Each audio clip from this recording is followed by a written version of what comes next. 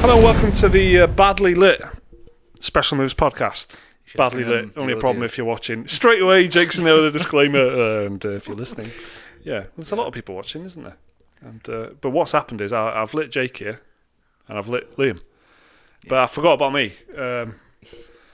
Mike is not lit. I wasn't sitting down Mike at the is time. Not lit. No. Jake and Liam, fully lit. Yeah. Hey, gamers. Another great intro to the so yeah, this is episode 53, isn't it? It is, yeah. I even double checked before Crazy. we started. Same, I actually made the thumbnail ahead of time as well. Wow. Proactive. I liked it. Nice. Has it got another horrendous colour combination like I did last time? I just, it's all colour theory, so it all should work, but it just sometimes it is a bit of an eyesore. The thing is, I love that you're committed to the theory. Yeah. You're still like, well, exactly. The rules state that it's okay. Yeah, exactly that. It should work. So even the audio listeners get them. You all get the thumbnails, so I'm sure we can agree. Do you know what though? Listen to this, and even if you get one of those little things where you can check the hexadecimal fucking values, I have never repeated the colour scheme in 53 thumbnails. It's true. Ever. Well, you can tell, frankly. They're all slightly different, and that's an achievement in its own way. I purposely make it so I never repeat. If there was, sort of Welsh BAFTAs for YouTube channels, there surely would be a graphic design award coming your way for that one, I reckon. That's good. We've been playing some games. Jake's been at EGX over the last few days, so had a busy old week in our own way, I guess. Jake, do you want to jump off with that then straight away? You were at EGX for a few days, weren't you? Like 4 days? Oh, yeah. Well, Wednesday, Thursday, Friday, Saturday, Sunday. So, 5 actually. But big games conference in biggest Britain. in the UK, right? It's the biggest in the UK. And I was working there, so the nature of my job is like kind of PR, but I work just with streamers and other YouTubers. So, like, my whole time there, I was just meeting other streamers and YouTubers. Yeah. As work. Enemies is what I call them. Exactly. Yeah. Rivals. Honourable rivals. And I want to just say, actually, whilst I'm here, I've just realised, big shouts out to all the people who listen to Special News that actually saw me there. Normally, when there's 3 of us, we're easier to recognise. And I thought, a fat bearded man in a gaming convention, I could go incognito. No, there was quite a few people that spotted me and said hello. Got pictures and everything. It feels cool when it happens now as well. It feels like they know. It's like a small group. It's really cool. And there was a barman there who was like, "Where have you guys been? Where have you guys been for like the past year?" And I was like, "Well, let me tell you." And then I saw him the next day, and he's like, "Oh, I can't believe you're all back together. He's a patron now." So shouts out to you, barman. Did I tell you? Yeah, I don't think I've told you guys. I was when me and Laura went to Croatia not long ago. Mm-hmm. I was having a pizza in Dubrovnik, right? And the waiter recognised me off Pretty Good Gaming, and he's now subscribed to Special Moves. That's how you get them. Awesome. Innit? That's their only fucking hope at the moment, isn't it? Yeah. Where have you gone? You tell me, mate. Yeah. So shouts out to the hospitality worldwide. That's in the Balkans, mate. Exactly. That was From Croatia. The Balkans to the London docks. So shouts out to everyone that was there that saw me. But anyway, so despite me working, I made some time to play the games. I've played loads of the games. I got some faves. Go on. Just kind of reel them off. Yeah, start from the top, mate. Cool. So to be honest, straight away, my favourite one was like Moving Out. I think that's what it's called. Yeah, it looks really good. That it's Team 17 publishing it, but I don't know if it's the same developers as Overcooked. I think one of the 3 Overcooked developers is working on it, and it's dead like that Overcooked vibe. It's I think the Overcooked devs are in the northwest of England, and Team 17 aren't too far either. They're in Nottingham. They're based in Nottingham. Yeah, so geographically speaking, it would probably make a bit of sense. It does make sense, and Team 17 did publish Overcooked as well. So I played the new Overcooked DLC as well. So then, which is how I started this. I played Overcooked DLC first, and then I was waiting to have a go of this new Yooka-Laylee. And I saw this Moving Out, and I was like, it's weird that they're publishing an Overcooked clone because they have got the real deal. So I just played Overcooked, so I played the real deal. So now I'm going to move on to this clone. So there was 3 of us, and it was the funniest game I've played. I was laughing my head off, like it's little animations, like little stupid animations. I was playing as this like fucking like this lizard, and he has his tongue flapping about, and you basically play as, you've got like a set time to move certain items and boxes out of a house into a moving van. So the camera's like bird's eye view, and you've got this like blueprint of a house, but there's loads of different places. So some of them are like high-rise flats or haunted house with ghosts, and the ghosts like try and chase you and stuff like that. So you run into, pick stuff up, take it out the door, or you can smash the windows and jump out the windows as well. I've seen some gameplay in that. Honestly, Yeah, they've got another level when you, a lizard, your friend, a toaster, and just a normal person but with very stretchy arms, jump out of a van, and you all take a window and just smash through the windows to start moving. It's honestly, it's so funny. I really don't envision any game really taking over Overcooked in terms of its party game popularity sort of thing, especially not the clones that I've seen. But this, I actually really think it's going to be one of those games where if you like Overcooked, have you played Moving Out? Yeah. Or if you played Moving Out and you need something to scratch the same itch, it'd be this. That's really good. I don't, I know people personally, like in work and stuff, who they would definitely be interested in this game for that very reason. They've played the shit out of Overcooked. Yeah. They've really scraped it for everything that they could get out of it. And I've recommended Catastronauts, and they played a bit of that, and it was yeah. Exactly. Catastronauts is very similar, though. Yeah. Catastronauts is very similar to Overcooked. It doesn't do much. There's kind of a level of quality missing. It doesn't, It feels like Lords of the Fallen to Dark Souls. It does, yeah.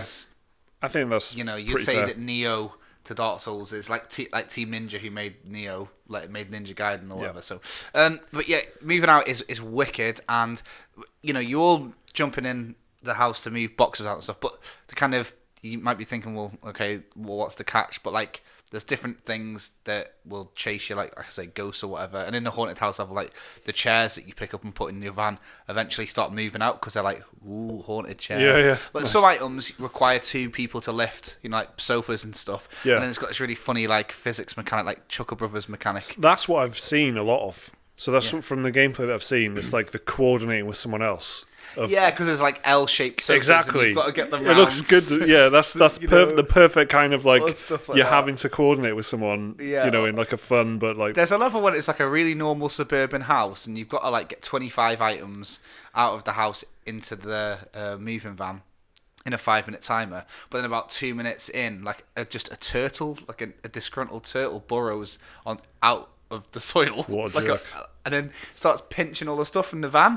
So one of you's got to literally take care of the turtle. So there's a grab mechanic. Yeah. So you just literally grab it, and there's a slap mechanic. So two of us were just trying to get this L-shaped sofa out of this house, and the other was just dedicating their time to slapping the shit out of this turtle. So is it quite physics based then? Yeah, there is you got kind of stretchy, oversized arms when you do the slap button, and then it is physics based, and there's a bit of a Tetris element, I guess, because eventually, when you've got 15 of your 20 items in a van, you might have to start feng shuiing things around. Yeah.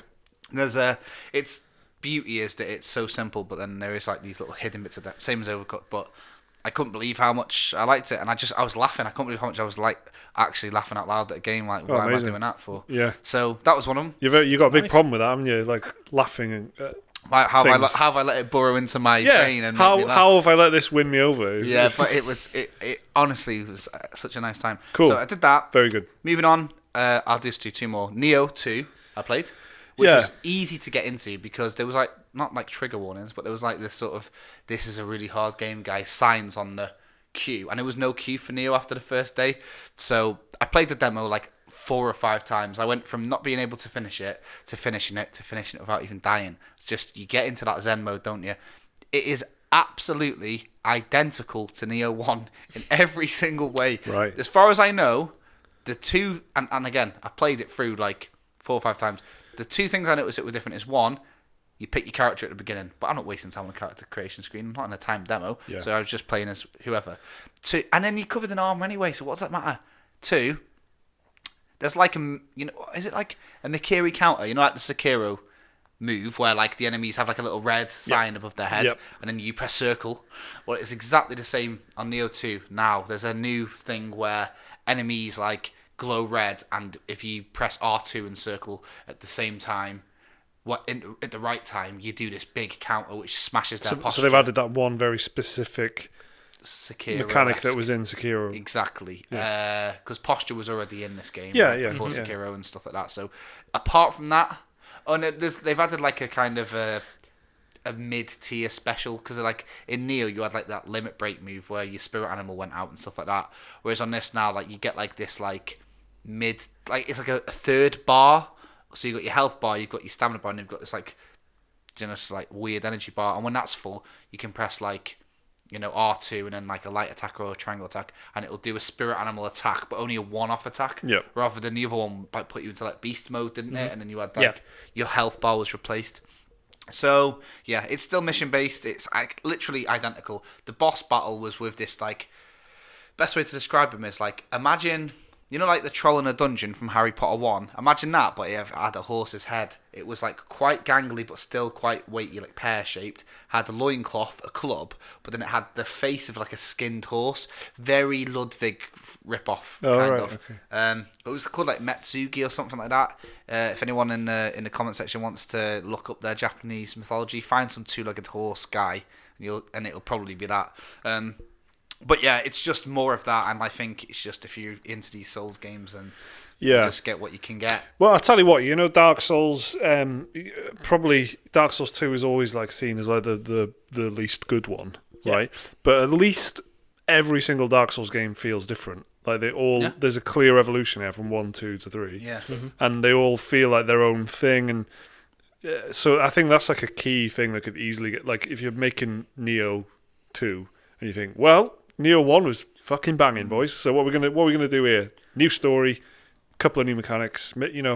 Yeah, maybe that'll please some people. But well, it pleased me. Like I know exactly what I'm gonna get from this. And like even down to the weapons, there's like no new weapon types. It was still exactly the same types of weapons, so you could load out everything. But it's just more of that, which is pretty much what people who play these types of games want. If it's done well, the bosses are balanced, the maps look nice.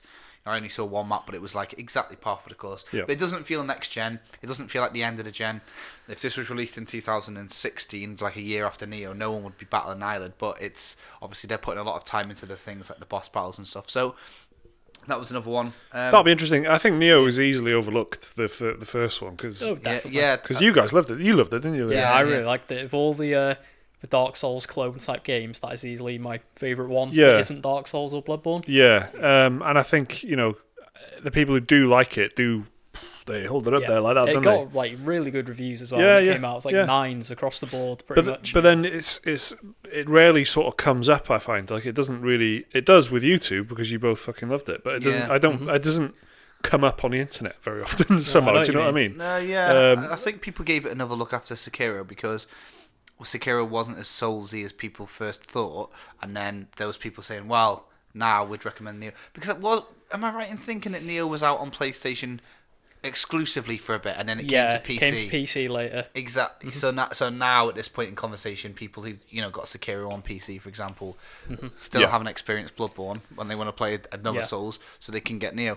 I didn't play the DLC for Neo, but I'm pretty sure it would be exactly the same, and this is exactly the same. So that was Neo 2, and then I played like a bunch of indie games. I played Doom. I saw the Cyberpunk presentation for the second time. Doom Eternal was cool. It was that Doom. I thought you said Doom Maternal, which would be fucking lovely. The world needs Doom Maternal. Yeah. Punching yourself out of the crash at the beginning. That needs to happen. Grabbing the care worker's head. It's like it's the E3. I think it was like the reveal that was it last year, and it was the one where like of Doom Eternal. Yeah. Like he gets the necklace ID card from the guy and puts it on, and then you saw them jumping about. It's that, but it's playable. Okay. So it was like I got to see the grappling hook shotgun and all this and all that, and it was good. I guess I don't really just more like Doom. Yeah, exactly. Just more Doom. There's nothing else to say on it. It's the same as the Neo thing. I proper loved Doom. When was it? 2016? Yeah, it was 2016. I loved that. Really, really enjoyed it. Because a bit of a surprise for me was I just fancied a shooting game. It was for everyone, to be honest. Fucking loved it. Yeah. So I don't know if I'm quite, if I'm desperate for more of it. Yeah. But if it comes out and it's getting 9s and 10s and all that, I might play it. It comes down to the quality for me on that. I like what the reviews are like. Yeah, it felt smooth, but a lot of this sort of stuff is like I don't normally play many FPSs on PC. Yeah. Which is sacrilege to a lot of people I know. So then when I play it, I'm like, oh, it feels really good. But I can't tell how much of that is just because I'm playing an FPS as they should be getting played. on a PC. And the only other FPS I played on a PC in like 6 months is Hell Let Loose, that early access World War II thing. So it's like. Do you want to talk about that in a bit, maybe? Yeah, maybe. But yeah, so that was it basically for EGX. But I know that there were people there. It would be interesting to hear what other people thought. I was trying to look at the general sentiment online, see what people were saying, and what games were sort of doing well, and it was kind of just people were excited to look at Cyberpunk. Yeah. Final Fantasy VII had a 6-hour queue. Avengers was playable there. I haven't heard much about that online, have you? No. Wonder why. Yeah. And Modern Warfare had massive queues. Oh, man, the game is out in 3 days. There's such a big ad campaign for that. Like, I can't get away from it. Like, the game's out on like Thursday or Friday. Yeah. This Friday, yeah. So I'm starting to get my Call of Duty annual interest thing that we discussed a few weeks ago. I'm going to get it. Why not? Yeah, no, Liam is a fan. We can count on you. But for me, it's purely the brute force of the advertising is what gets me interested. And it's just like this, and I'm not even that into like military, modern military stuff at all. But you just keep getting beaten over the head with it, and people are talking about it, and then I'm always optimistically like, might be a good game. Me and Liam even played it together, the beta and that. But but there's a big problem this year for Call of Duty, at least as far as I'm concerned, because Outer Worlds is out the same day. But more on that at the end of the podcast when we do the releases and that, innit? Mm-hmm. Liam, have you been playing anything, mate? I played a bit of the new Yooka-Laylee today, actually. How's so that? It's fresh in the mind. I quite like it so far. It is very love letter to Donkey Kong Country, but without feeling like a tribute act. Yeah. So it's not like Donkey a shit Kong cover Country band. Tropical Freeze, that wasn't it?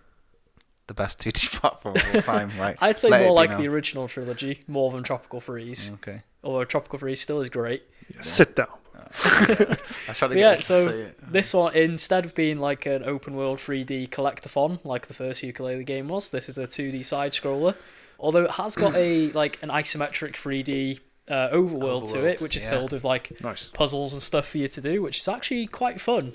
Yeah. It's like it is very Zelda-y. Like you pick up a bomb out of a bush and throw it at a wall to blow it up and stuff. Okay, so you have to be a little bit like it's almost puzzly, I suppose. With, it is, yeah. And so, but then the meat of the game is obviously the 2D side scrolling, which I have to say controls very well. The controls are very tight. It's not floaty or anything. It's like very precise. Quite crucial, isn't it? Yeah. Oh, absolutely. Yeah. If you make a 2D side scroller and your controls are bad, it's pretty much dead in the water. Even given people enough reason to doubt the game, exactly. That wasn't my fault. Just that is a make or break. Right? Every time I failed in this Yooka-Laylee, I knew it was me messing up, and not like a bit of ice sending me flying across the room or whatever. Which there is ice levels in it. It's a staple of every 2D side scroller. So the whole central theme of the game is the titular impossible lair, which is this massive dungeon that you can attempt from the get-go, but obviously it's impossible, so it'll kick your ass. So you've got to go around doing the chapters and collect little bees called the Beetalion. There's a lot of bee puns in this game. The main villain is capital B. He's a big bee. From the first game? Yeah.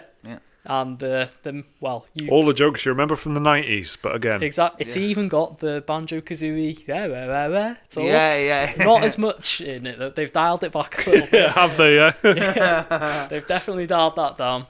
But, it's just got that classic, rare sense of humour to it as well. It makes fun of itself quite a lot. There's even... One of the first jokes is... Queen Phoebe, get it?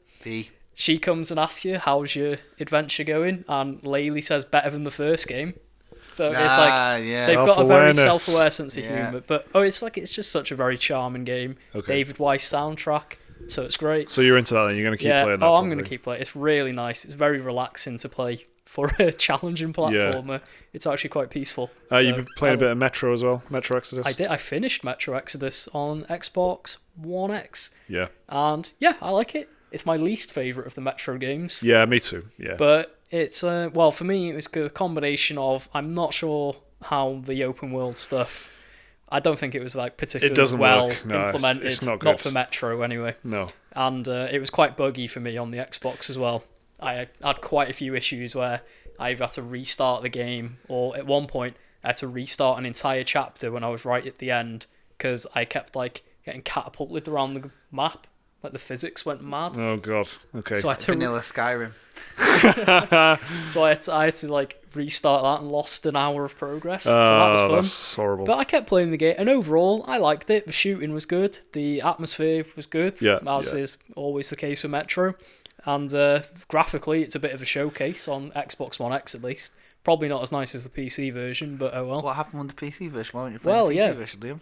I actually tried to play the PC version because it's on Game Pass for PC. Yeah. But if you download it, all 70 gig of it on PC, there's a 50-50 chance it might not even boot up on your computer. Why? Just because it is. I went. Don't ask questions. Did you? So but you had to get it through the Xbox. Through the Xbox Game Pass, yeah. The regular PC version on the Epic Game Store works fine. Well, it's for Game Pass version specifically that may or may not boot up, and apparently it's an issue that is still ongoing. So I had to download it on the Xbox instead and play it that way. Okay. I totally agree with you with the open world stuff because I think that's the biggest. I can see as a developer why it would be really tempting for you to go. Yeah. Let's bust out of the Metro Underground system and stuff, and offer open world gameplay. But every fucking game offers open world gameplay, and if you're going to do it, you really have to. Do it, you have to do a great job of it, and I just don't think it does. And no. I think it does lose a bit of the atmospheric sort of.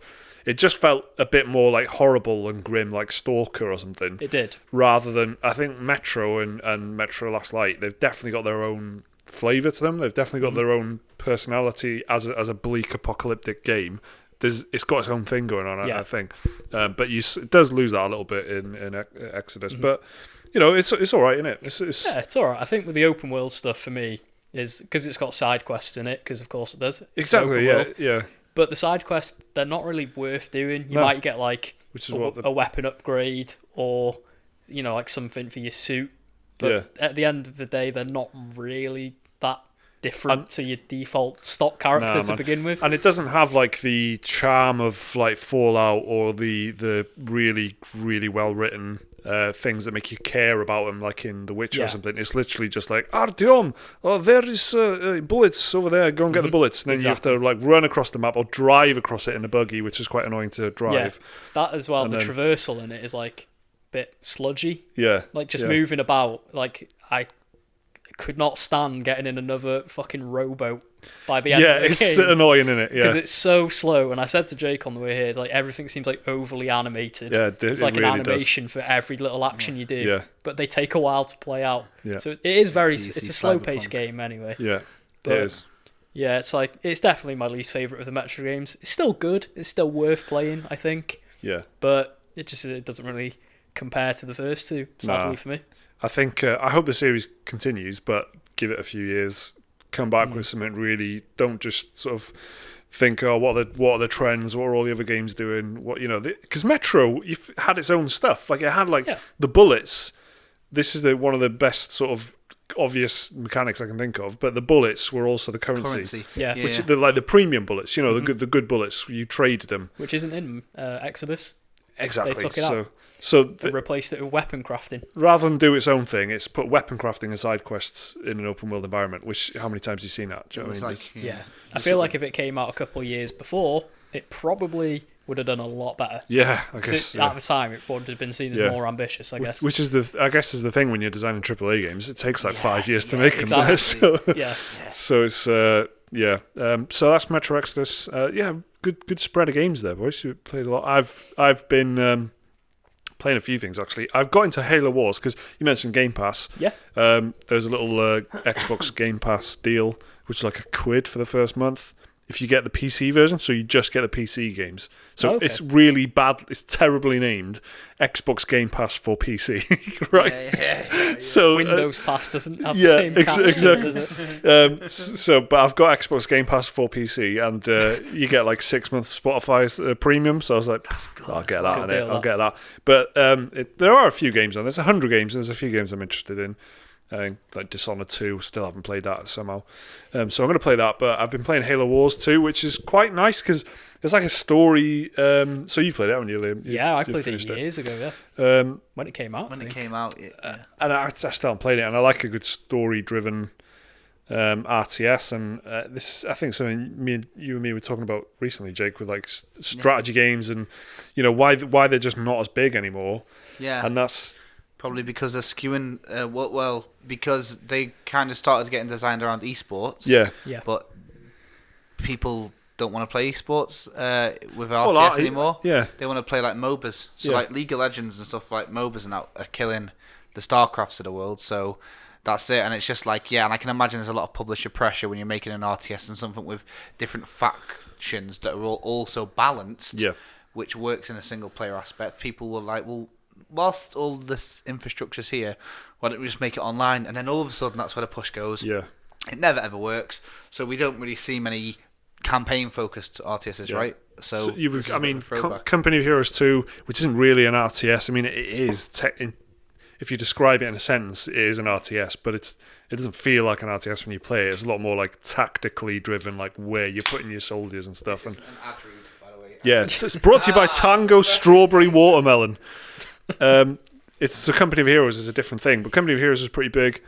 But then I've just been looking for a strategy game for quite a while, to be honest, and I just wanted a good RTS. You know, like Total War.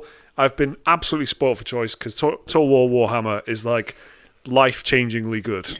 I can't imagine going back to when there wasn't such a thing as Total War Warhammer, a fantasy Total War game. Fucking amazing. I spoke to 3 people this weekend about Total War, and we didn't talk about what type of Total War we were playing. Right. But Mortal Empires came up every time. So when they were talking about they love Total War and this and that, they're all defaulting. That's what I'm trying to say is it's become the default Total War that everyone's on about. Do you know who loves it, mate? Henry Cavill. Oh, God. Yeah, he does like a bit of games, so he likes a bit of games, doesn't he? But I saw I think Total War retweeted some fucking interview he'd done with Variety or something. The Restless Samoa Joe. That's good. That's better than Cavill. As well. Yeah, that's better than Cavill. So I've been looking for a good strategy game, and there are I've tried Grey Goo 3 times. Grey Goo is like an classic RTS from what are the developers called? Frontier or something like that. Petroglyph. Petroglyph. Yeah. Who've made some They've gone on to make Conan Unconquered. Yeah, Conan Unconquered, which is pretty good. Wasn't it made up by former Age of Empires developers? Oh, or was it Command and Conquer? Petroglyph. They are literally the people who made Command and Conquer games and stuff, and they've got a good history of making RTS games. Forged Battalion, was that the other Forged one? Battalion? Yeah. So there are these games that are much smaller budget. So that's all them, I think. Yeah. And Grey Goo, which is pretty good. So they are putting stuff out, right? But they're just nothing that's really hit with me properly. So there's not a huge amount of options. So then I played Halo Wars, and it's just nice. It's not an amazing RTS game, but it's really it's got great production values, good RTS storytelling where the cutscenes are fucking it's Halo, it's Microsoft. The budget is obviously through the roof. Creative Assembly lended a hand. Yeah, on they did. Too, didn't yeah. And the storytelling is nice. It's nice Halo sci-fi storytelling, and then that runs into the actual gameplay, and I'm really really enjoying it. And it's just this simple console. It's obviously designed to be played on the Xbox. The pad, right? Yeah. Yeah, mm-hmm. So everything's big and chunky, and I quite like that. I like that. It does make a change from what you're used to because you've played them all, right? So yeah, I've been playing on PC, like I said, Xbox Game Pass for PC, and how could you forget that? But it's there's garrisonable sort of buildings and stuff, but they're big circular pads and rings of barricades and stuff. So everything feels nice and big, and I'm just enjoying it. I'm enjoying playing a strategy game, an RTS game that has such a strong campaign. You can see that loads of money has gone into the campaign. Yeah. Because ultimately it's a Halo game, and that's kind of what people are into. So it's got multiplayer. It's got this fucking Blitz thing, or I don't know what that is. But they went big on that when it came out. Yeah, that was they wanted people to play that. I think that was their attempt at the esports mode. Yeah, exactly. But again, no one really took it up. No, conversation always comes back to that. But they did at least bother to spend a lot of time and effort in the campaign. Do you know what I mean? Yeah. So I've been enjoying it. I've been having a good time. I don't know what else I've played really. Oh, fucking Obra Dinn, innit? Yeah. So I played. Okay, so Return of the Obra Dinn. All right, here's a little joint story between 2 games. Okay, I got The Witcher 3 on the Switch. That's already gone on eBay. Someone's already bought it. Right. So that's in the post. That's all you need to know. So 6 days, by the way. Yeah, so The Witcher 3 has come on the Switch, and it is a remarkable achievement, but a remarkable achievement which has come at a great cost, I think, because The Witcher 3 is a game that depends, for me, on immersion. And, every time I've ever talked about The Witcher 3, I always talk about the environment, the environmental design. It feels like a real country, but I'm right, though, is the point, right? So the tracks and the dirt and the stones... Say the trees. And the houses and the trees. It's like a real place. It's amazing. But you lose so much of that. Like the draw distance is just, you just lose that massive immersive quality, which, it sort of confirms to me that whatever you think of Breath of the Wild, and I didn't like it really, but it made me appreciate Breath of the Wild in a different light of like Nintendo are geniuses because they know what their hardware is, they know the limitations, and they still make a world. They build a game around the thing, and The Witcher 3 feels massively like a PC game that has been ported onto a watch sort of thing. It just can't. That Switch is doing a great job to be running it, but. It's and it's content complete entirely, right? Yeah, which is that's what is amazing to me, because Blood and Wine is so expansive. So I hear it's all on a 28 gigabyte card or whatever. Yeah, exactly. The biggest card Nintendo make. Yeah, exactly. So it's great. I'm guessing if you've never played it before. Exactly. It is massively compromised, and the mistake I made was I fired up I still have my PlayStation version installed on my PS4 Pro, which isn't even the best version. Like I've played the PC version start to finish, and it looks amazing on PC. It looks absolutely amazing on PC. Mm-hmm. And I played the PS4 version just to compare it to the Switch version, and I was like, no, I'm losing too much. I'm just not getting the same, like it's not a cinematic experience when I'm playing it on my Switch, and I'm not going to play it docked, because why the fuck would I do that? It's plugged into the same TV as my PlayStation. Exactly. So it's not working for me. So that's out. Meanwhile, I bought Return of the Obra Dinn, which all I knew about was everyone was saying it's amazing. Rock Paper Shotgun types are telling me that it's Game of the Year. Types. And I all I knew was the art style, really, because that's what dominates the conversation. You mentioned the game; it looks like it's on a Nokia 3310. Not in the same way that The Witcher 3 looks like. It's this is purposeful. Looks like it's running on DOS. It's 1-bit art style, so the game 8-bit, but 1-bit. Yeah. If the game is any more than like 20 megabytes, you know what I mean? I'll eat my The Witcher 3 cartridge. It's just, which will probably be really tasty, right? Wasn't that a thing? No, they're meant to be. You put them in your mouth. It's meant to like make you a bit nauseous. Oh, all right. I won't do that. Like children eating them. I won't do that then. Yeah, why would they make them delicious? Just putting some syrup on there. Maybe that's CD Projekt pulled out all the stops and made the cartridge tasty as well. The only one that doesn't make you nauseous. So I played quite a lot of Return of the Obra Dinn, which is a first-person game, and I don't really want to say anything about what it's about, because I didn't know what it was about, and it is exactly the kind of thing that I'm just a massive sucker for. You know what I mean? I was into it, and it actually made me go, "Oh yes!" like that, very, very loudly and more enthusiastically than that when I was in a house on my own. I was just playing this fucking game on my Nintendo, and I got all excited. I'm married, do you know what I mean? I'm 28, and I was like getting very excited about Return of the Obra Dinn. It's indie games that make me do that. I'm like, fuck. It's just because it's exactly, and then so something happened really early on, and I was like, oh, this is just perfect, man. This is just, I'm into this so much. So it's a game about investigation, I suppose. I'll say that much. Yeah. And everyone knows what it's about, but just in case you don't know what it's about, I just don't want to say anything, because I literally knew nothing, and I'm pretty convinced that people have done very well because of these types. They have done a good job of not spilling the beans, yeah. Whereas if it was like these rock paper shotgun types, yeah, God bless them. Yeah, it's just it's been kept quite nice, like how it is. Yeah, like Disco Elysium, the rock paper shotgun type, saying that's game of the year at the moment, and they've all been happy to say, buzzing about it. But when you look on Reddit and see what people are saying about the end game, you're like, all right, stop spoiling it for everybody. Yeah. That's what I mean. But because it's not like Polygon have written 5 articles.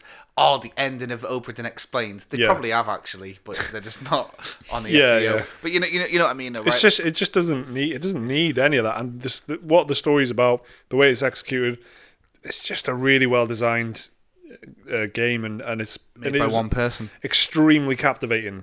And I was playing that at the same time as I was trying to get into The Witcher 3, and it's just I wasn't getting that same chemical explosion in my brain when I was playing The Witcher 3 as I was when I was playing Obra Dinn, because Obra Dinn is absolutely fucking brilliant. And made by one man. Again, can't stress that enough. Unreal. It's always good when you see like one man's work out there. And it's like, whoa. It does feel like sort of, I just can't think of a more appropriate expression at the moment. But like a work of genius, like an auteur. So I guess a concise, uncompromised vision by one person. Yeah, I guess auteur is like the closest thing. Yeah, of course. Where he's just whoever's made it has just not had to compromise much apart from on tech, and the way that they've compromised on the tech is just. I mean, it could just be a deliberate decision to make it look like that and sound like that, and it just happens to be the perfect way of, making a game, and it's thoughtfully developed and. Yeah, fucking what a game. What a game. Right, let's do an email. Okay. These emails are sent to us at our Dear Special Moves inbox all the time by nice people. If you want to send us an email, it's dearspecialmoves@gmail.com. That's dearspecialmoves@gmail.com. Send us an email, and I guess we'll have a chat about it if it's any good. This one's from Henry from Surrey. Okay. Dear Special Moves, hope you guys are all good. How are you? I didn't ask you at the start of this podcast, so I'm glad that Henry did. Thank you very much for asking. Doing well, thank you, Henry. Yeah, thank you, and thank you, Mike. Also, by the way, this is Liam McKelvey, Jake Klosky, and Mike Williams. Hi, gamers. Didn't do that either. Yeah. I think I'm going to start saying that. Hi, gamers. Yeah. I feel like we're also going to change the name of the channel to 3 Angry Gamers. That's so funny that you mentioned that earlier. There's a channel called 1 Angry Gamer, and there's the Twitch guys, 2 Angry Gamers, but they're not even affiliated. So we can be 3 Angry Gamers. We're going to change the name of the channel to 3 Angry Gamers. People are going to be very disappointed at just how angry we are. They don't own the word gamers today. Anyway, sorry, on to Henry's email. Dear Special Moves, hope you guys are all good. If you remember a few months ago, PS Plus members got Detroit Become Human as a free game. And as usual with the free games, I added it to my library for it to never be played. Of course. This was the case until a friend of mine was round and recommended that we try it to see what it was like. After this session, I was actually hooked on the story and especially interested to see the breakdown of the decisions I made after each level and to see the other potential branches I could have gone down, which would have changed the story. After completing the game, however, I had no real desire to go back and replay the game, making different decisions to see how it panned out, as I felt that I'd end up doing the same thing or not enjoying myself as much by not making the decisions that I actually wanted to make. I first encountered this kind of mechanic properly in The Witcher 3, my favourite game of all time, where your decisions have later implications as the story progresses, and after 4 playthroughs I found myself making similar or the same decisions in the key moments of the game and watching YouTube videos on how scenarios could have played out differently if I chose different dialogue options. Thanks for all the great content from the PGG days and everything on Special Moves. Henry. Henry, do I have the trilogy for you? You've ever played Mass Effect? You'd fucking love it, mate. Yeah. If the first time you saw it was The Witcher. In The Witcher 3 it's pretty good, but the Mass Effect is like, that is what Mass Effect is. Yeah, yeah, seriously. We could say Knights of the Old Republic, yeah, but I think Mass Effect is like, it's easier to get hold of these days. It's like safer, it's everywhere. Safer recommendation. Exactly. But yeah, you'd like Mass Effect trilogy, I reckon. 100%. There's loads of games that have, choices have consequences. Do you know that was a big thing at E3 like 2 years ago? Your actions have consequences. Dying Light, a zombie survival game where your actions have What's consequences. happening with that at the moment? Don't know. Liam's finished his finished fucking pre-drinks. He's done it. He's ready. It's meant to be coming out next year. Chris Avalon's doing something on it. Yeah. It'd be PS5 by then. Anyway, Detroit Become Human. I did like that though, but he's saying it told you when you finished your bit. Yeah. I don't where it could have gone. Well, that's going to stop replayability, innit? Because you know exactly what happened. So, you kicked the homeless man, and then he dropped the change. Or if he didn't, he kicked you over or something. Yeah. You can see, at the little, I don't know, what's it, the summary screen, I guess. So you don't need to go back and kick the homeless man or not kick the homeless man, because you know. And if you're feeling like, why do we have to kick Holmes? Don't worry, mate. He was a robot. He was an android anyway. Fuck robots. Yeah, exactly. And that's what David Cage wants you to think. Yeah, I think there is actually a part where you have to kick Holmes. Anyway, yeah, Mass Effect. Yeah, but how else are you supposed to feel anything? Do you know what I mean? Yeah. Then the next chapter you play as the robot. I don't like this feedback thing. I don't like this. I think that's the thing that the David Cage games do the worst. I don't like, you know, this breakdown of like, oh, this is what everyone else did. It's like, well, why are you taking me out of the story to tell me what fucking? Telltale did that, right? Yeah, I don't like it. At the end of each episode, you'd get like the breakdown of this percentage of players made this decision, or you were in the top 1% of people who made this decision. You're a horrible human being. I don't really I don't felt need like you that. were really speaking to me, Dan, because in The Walking Dead season 2, I didn't hold the baby because I thought that like it was a trick and like Clem would drop it and then it would die or something. So I didn't, and then it was literally those 1% of players that didn't hold the baby, and I was one of them. And it made me feel bad. Got one of them. So then when he said 4%, oh, so you actually got some emotion out of I felt like he was like that's what speaking David to me. Cage wants you to have. It's happened to me loads in Telltale games. Start telling me, "Oh, you're look at you little outcast." Not going with the flow. Listen, tell me what I did. That was a great ooh then, Liam, by the way. Tell me what I did, but don't tell me what other people did, because I don't care, right? So, Fable, the end of Fable, I think it's the end. Or is it just a stats screen at any time? Hit me. Yes, there's a stat screen. Yeah. How many steps you've walked, how many chickens you've kicked, blah, blah, blah. Yeah. That is amazing. That is so good that if there is ever the afterlife, right, real life now, I'd love it if when I died I had all those stats. It's just a Fable checklist. Fables. Can you imagine seeing how many steps how many pizzas have I eaten, man? Fucking loads, man. I don't even want to think about that, actually. I've eaten like one a week for a lot of years now. Honestly, imagine the stats. So yeah, that's how many noodle pots have I eaten? Yeah, exactly. But if it was like, if I died and then my stats page was how many pizzas other people have eaten, don't care.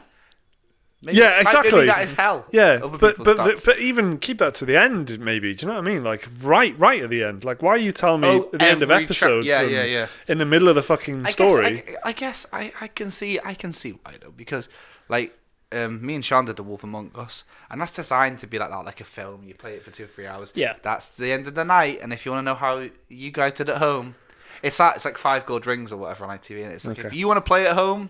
This is what everyone else in the UK was doing.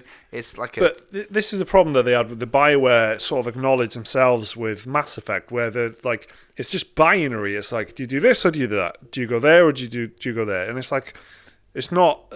It's really difficult to make like, you know, interesting choices or choices that aren't that, you know, making you feel like you have control over it without making you. Just giving you like an A or B option, even if it isn't just clearly good and clearly bad, just giving you 2 grey area options. How do you make someone feel like they have control over the story without just giving people binary choices all the time? I always figure that that's like a development issue, right? Like they don't like.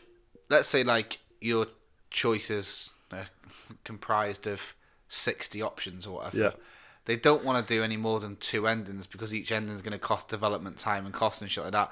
And do you know what? I ultimately think that they're scared of people missing out proper content in the game. Like they're going to make, if they've got a really strong plot point, they won't leave that as just a branch. Like the last time I can remember seeing something that I felt was like too good to be missed but was missable in a game was like the Thieves Guild in Oblivion. Yeah. Like that was like such good writing, and obviously their A team had written that, and you can miss it. But I feel like developers are so scared of players not getting the full experience that they funnel everyone down. Yeah, they do. I think that they've really missed the point, because that's the whole reason people are playing the game. That's where replayability comes from as well. And Skyrim is good at it. The Witcher 3 is really good at it, as you know, because you can people will just be a tiny exclamation mark and you'll just speak to them once and you probably will sound shit and you probably will think, okay, I'll go over there and do that. But then you do it and you start on rather than a quest, and then it becomes over time a really interesting. I can't remember half the quests in The Witcher that are main quests or side quests. Like no, neither can I. Like some of the quests are like, you know, go and kill these monsters for the Bloody Baron.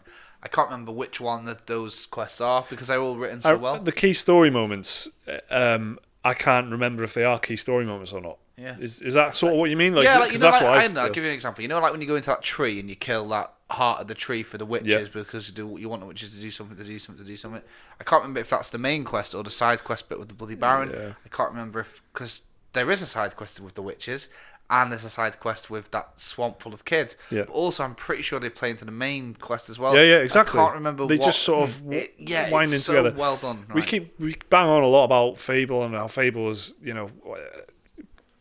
top 10 fucking love Fable, right? Me and Jake are the same. Liam, I don't know, I can't remember where you are on Fable. Oh no, I really like Fable. You really like it, okay. Fable 2 specifically. Fable 2 is your my one. favourite one. Yeah, sure, okay.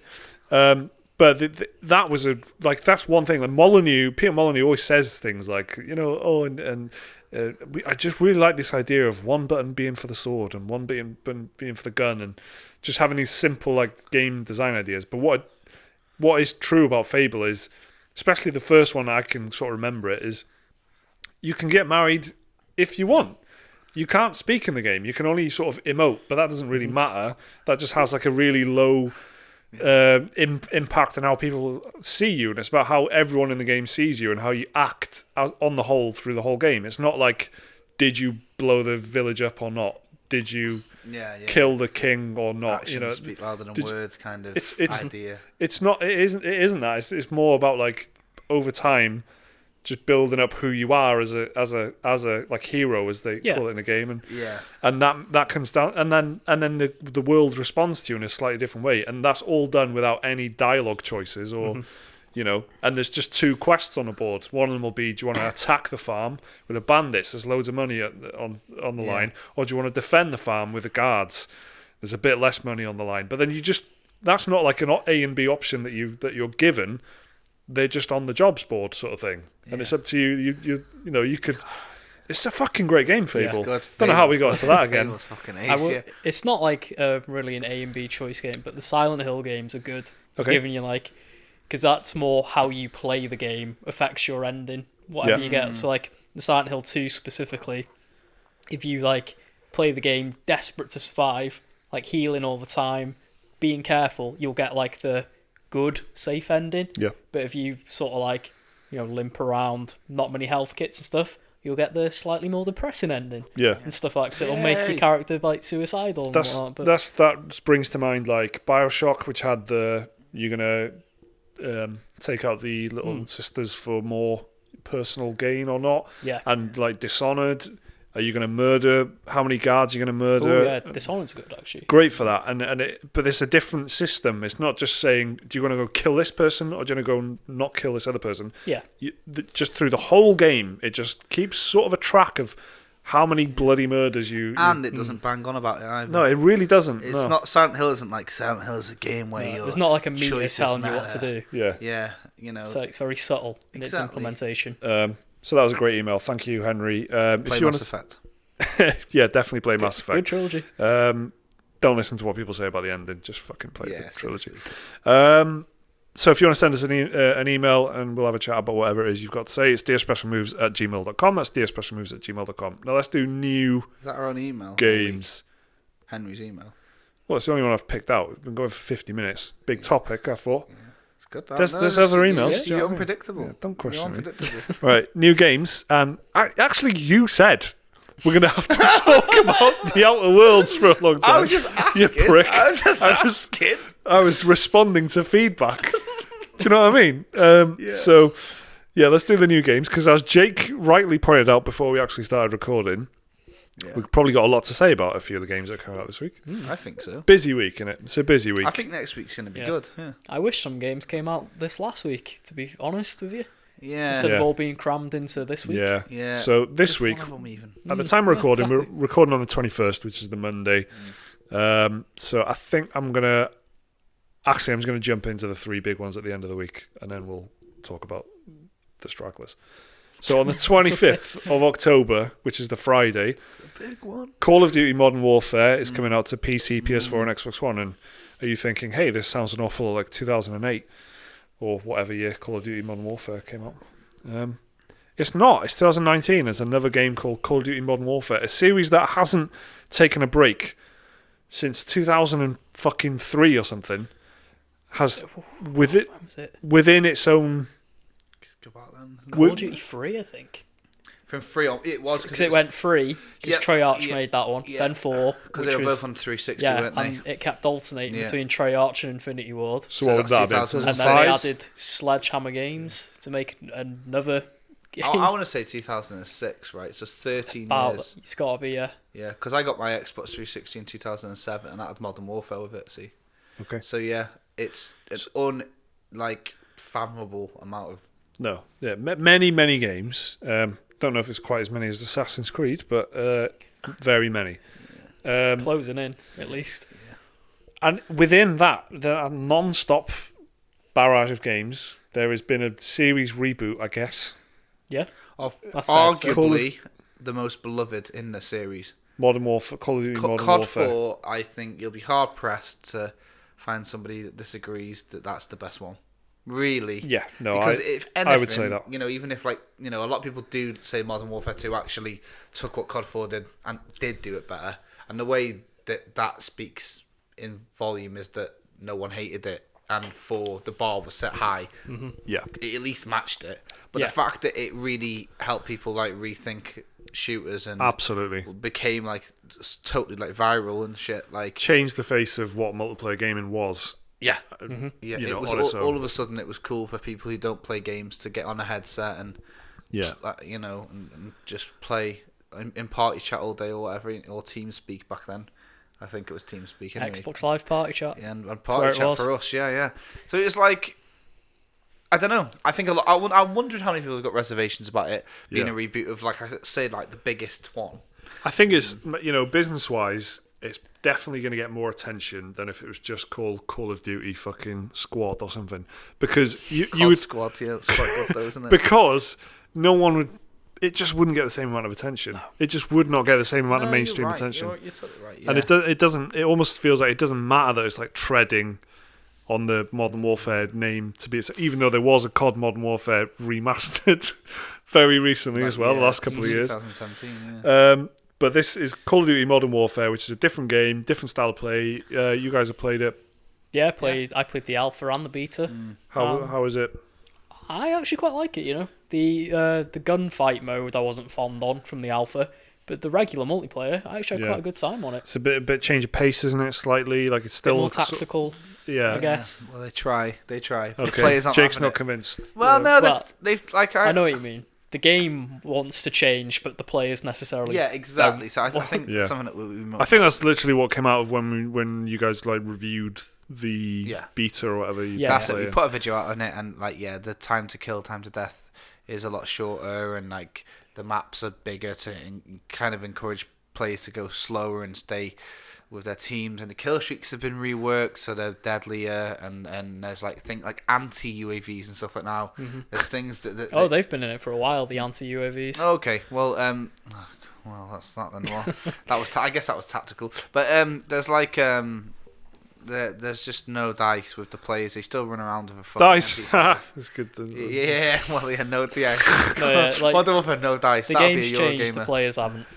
Yeah, exactly. They're still running around with an MP5, trying to knife you. Yeah, they're everything's close quarters. They're rushing up. They're spamming grenades, and it's just mental. Okay, well that's put me right off. So that's That's cleansed me of my annual Call of Duty interest. Because that's it's the game looks pretty interesting, but I guess the multiplayer, the players, that's sort of what puts me off because I'm not interested in that kind of.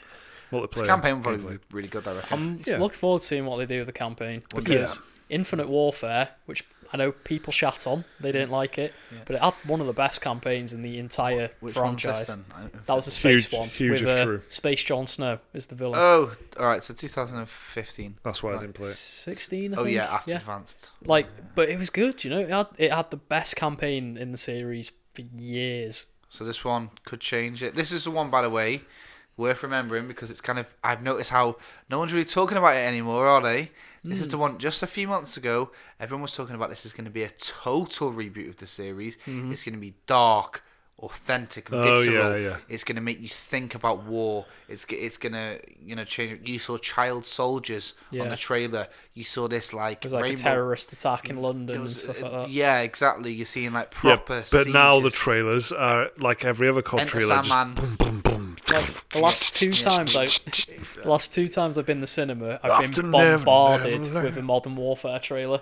Like, and is it a trailer full of child soldiers? No, it's exactly. It's a remarkable Captain Price's mad mustache. It's a remarkable shift in tone, isn't it? In marketing. So what I want to know is, has the original idea changed a bit? Because I remember that was going to be quite controversial.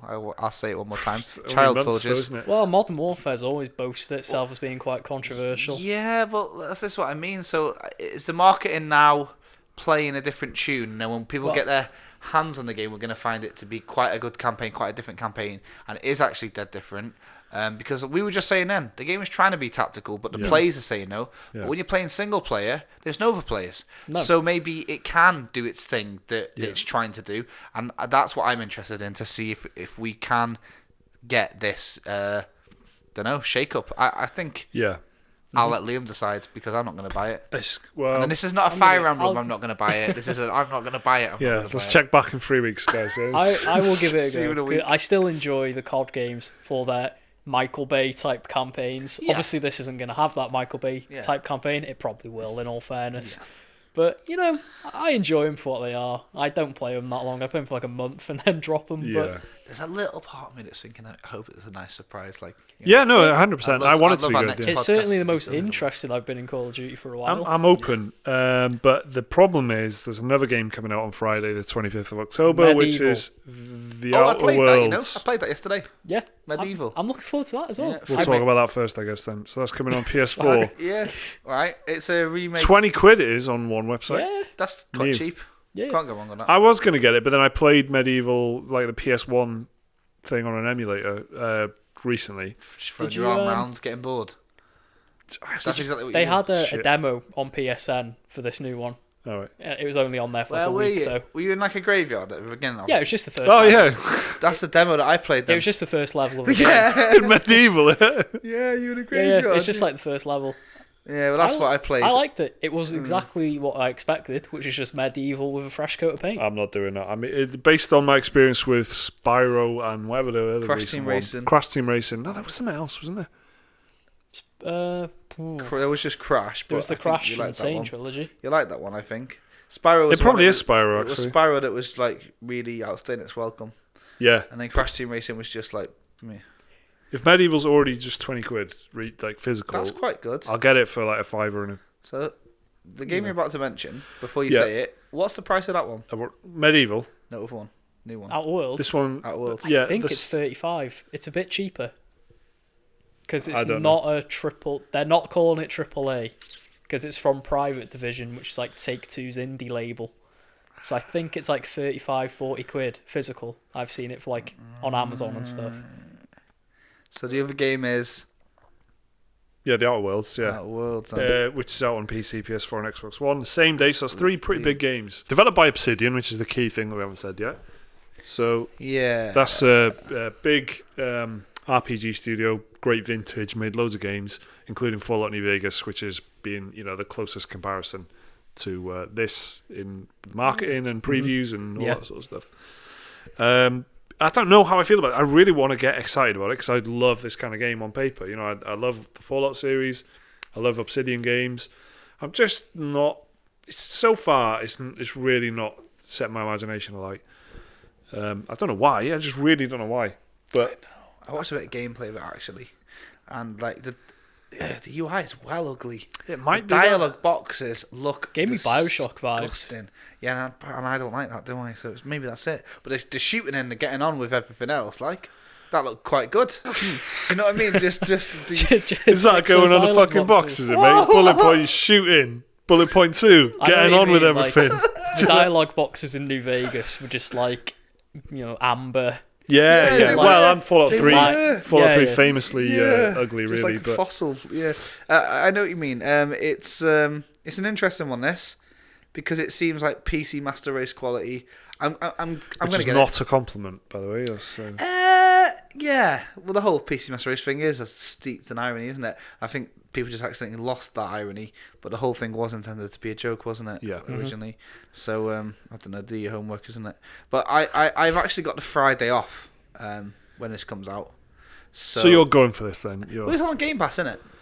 It's on Game. Is it? Yeah, it's on Game Pass. Unfortunately, I'm marooned on Xbox Game Pass for PC. Well, mate. lucky for you. It's on. Is it on that? Yeah. Well, yeah, it's part of the whole Microsoft now buying Obsidian. They're like, let's throw this on the Game Pass. All it's going to cost it's a big get for them. Interesting. So what you want to do is just set your alarm off an hour early, download it, and then by the time you get home from work, I think they said there's going to be a preload. Oh yeah, that's spot on. That's good. Because that's the thing, isn't it? So I'm going to have the house to myself on Friday, and I want to just sit down and play this like a Bethesda game, how I would treat a Bethesda game. And when I say Bethesda game, you guys know I don't mean Fallout 76 or Doom or Rage 2. I just mean like the Bethesda game studios. I don't mean most Bethesda games. No, most Bethesda games since 2015, yeah. Okay. But like that shit. They're the Bethesda game studio things. Like I did like New Vegas at the time. I think back on it, and I think fonder memories were had. Like I like Fallout 3 more. Yeah, so did I. Yeah. But I did like the Nipton lottery, and there was some things that they did that is on that one, isn't it? Yep. Yeah. There were some really cool quests, and I like those little weird little gecko things and that. I loved it. I did the whole Vegas Strip thing. I didn't. Yeah, that's not it. Not for me. That. Well, I'm not into the old space, am I? Right, but this has got. It doesn't look like. It looks like Borderlands 3. Like space isn't and actually a part of it. It's got a bit of Firefly vibe to it. Well, as far as I know, like you don't go like. Unlike No Man's Sky, you don't. No. I don't think you go into space. No. So that's what I mean. So I'm not actually going to be in space. You're on this one planet all the time. Oh, I think. I don't know. Actually. Well, outside of a sort of loading screen transition, possibly. Yeah, I think you do. Oh, is there like planetary travel? Well, that's one of the first things that they sold. That's what I understood it as. Yeah. That was one of the first things that they've mentioned. They may very well have changed it, but I've seen like this weird, awkward marketing campaign for it. It was at EGX, right? Being marketed, but I'm seeing it on Twitter loads. It's like 1950s food adverts, like I don't know, tarmac and cheese is one of them, and stuff like little jingles and stuff like that. Like, so they're fully doing the Fallout thing then. Really, like even down to like there was like some Soylent Green like tofu thing, and like it's like a little better than nature jingle. Yeah. Like better than nature. It is proper. ZeniMax are gonna fuck them. Do you know what you want to do, guys? You want to get Enter Sandman going. You want to get people reloading. You want to get you want to have people saying things like "going dark," things like that. Very exciting. Get that noise. You know the night vision goggle noise. Oh, yes. Key ingredient. Yes. Key ingredient. This has nothing to do with games, but you know what? Opened with a Metallica song again. Zombieland 2. Did they? Yeah, they did. What era? Is it like the same era Metallica? Because Metallica have done like 4 albums or something since Enter Sandman, but no one bothers, do they? No, this is like completely off topic and out of nowhere. Yeah. belongs in a bonus podcast. That was. I was going to say, it's a fantastic. Zombieland 1 open to For Whom the Bell Tolls. This one, Master of Puppets. Well, Liam, would you talk a little bit more about Zombieland 2 in our off-topic podcast, which is available for patrons from anywhere up to $1 up? The off-topic podcast, movies, TV, and so much more. That was not meant to be a sales pitch. That's just me going right off on a tangent. It's been pretty movies heavy recently, actually, but because originally we were talking about games as well a little bit, but that's gone. It never happens. It's a movie and TV podcast. You get the games here, innit? So, Outer Worlds. I reckon next week's a good one. If you're into the special move stuff, next week we've got the podcast, but there's going to be actually like at least 2 AAA games. Liam's going to play Medieval, are you? Or... All 3 of those get big games. I'm probably going to play them. Yeah, by Sunday. Not all of them. Yeah. You know, I'll spend like 9 years installing Modern Warfare with its. Yeah. They've come out and said it's only 70 gig, guys. Yeah, which is actually less than half of Red Dead Redemption 2. It's bollocks, man. It's bollocks. Oh yeah, Red Dead got announced for PC, didn't it? Red Dead 2. Yeah, and it's 150 gig. 150 gig. That's what I mean. So less than half. It looks nice though. If you look at your PlayStation and you have more than one, assuming you have a PlayStation, if you look at your home console of choice and you have more than one, like shooting game on there, it's always the fucking shooters. Battlefield, Destiny, Division, fucking Destiny. They're huge. It's the update files. Yeah. Because you'd think like when it downloads 20 gig. It's going to replace like 20 gig of files as well. Yeah. Because it's patching out files. But no, it's just adding and adding. And then you look and you're like, no. They're like 100 gig. Like, no joke. Some of them are just... If I read something, might have been a Digital Foundry article, where apparently the massive install sizes is because they duplicate data all the time to make it easier on loading. Okay. So instead of having to like the hard drive going, I need this bit, this bit, this bit, and this bit, just go, oh, let's take this one chunk. There we go. Oh yeah, things are done so in chunks. There's a lot of duplicate textures and audio and all that to save on load times. I noticed it with Halo Wars 2, 50 gigabytes, right? Any regular listener of the podcast will know I've been playing a lot of these days. Battle for Middle-earth 2 recently. That's like 5 gig. And there is not a very clear and obvious difference in visual and audio quality between the two games. What's going on? Anyway, that's the end of the podcast. We'll see you next week. Bye.